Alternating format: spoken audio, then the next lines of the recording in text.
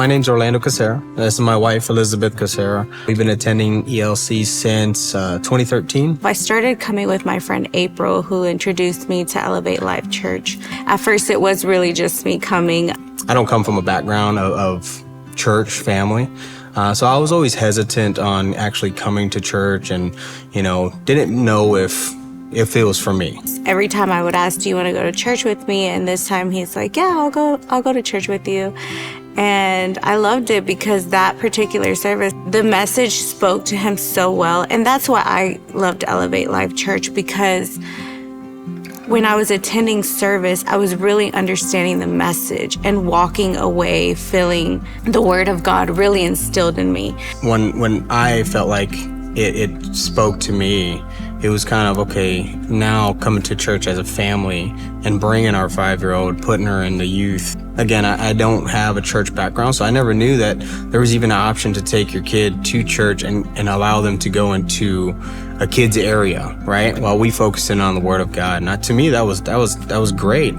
The leadership that, Pastor Keith has kind of really instilled through my term of actually being with the ELC has been great. I'm real big on leadership, and with his message all the time and his passion for it, I think that's what really got my attention the most. I took an opportunity with the company that I was currently working with to go out and open up a center out in Tampa, Florida. It was a quick move. It was an opportunity presented to me and within almost a 45 to 60 day time frame, and I accepted the offer and I said, hey, we're moving to Tampa. And it was interesting at first. I don't think a lot of people realized that it was actually going to happen. And then when the move happened, we transitioned over there, but we always wanted to try our best to keep Elevate Life a part of our family because we felt really connected to it. So we would watch online, through church over there. And it was recently where I wanted to serve. I wanted to be a part of it. Pastor talks about it all the time. Pastor Josh, Pastor Keith. It's always been one of those things where, serving is honoring God, right? And I would always ask myself, wow, we don't live in Texas anymore. How can we serve? And it was interesting because we came across Pastor Jessica. We joined a small group with her, and we started asking questions about serving more, and she got us connected with crew. And from there, we're serving online. So now that we visited this time around, we were actually able to meet everybody in person, which was such a great experience. We felt like, we've never left. We felt like this is still our home. So it's been a great experience so far.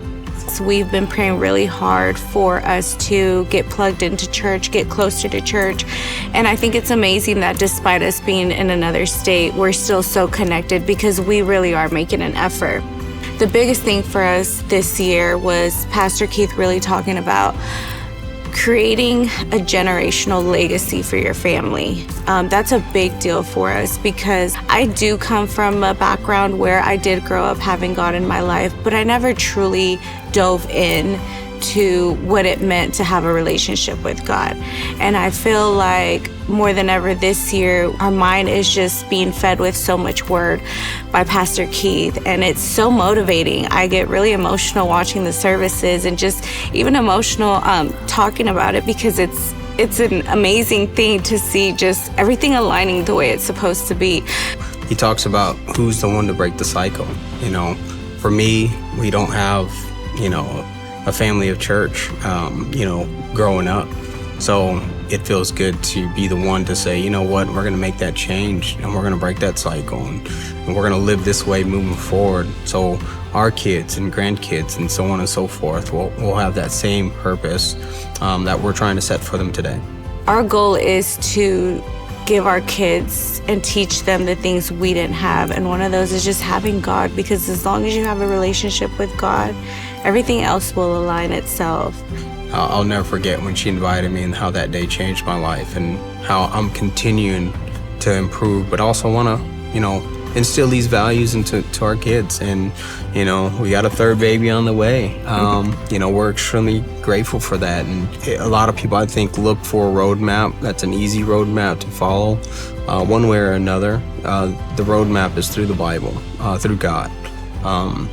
I think that's the best roadmap that anybody could ever find. Take actions, show up every single Sunday push yourself, make it a priority. And I think the pastors talk about this all the time. You make it a priority and you lead your family, then it becomes important to them. Consistency is key for us. My call to action to anybody out there is, just stay committed. Commit yourself, make a promise to yourself that you're gonna go, for a full 4 weeks of a month, and then see how that transitions to your life. And then push yourself for 3 months, 6 months, and then that full year. And then you can see how many great things will happen throughout that year, and so forth.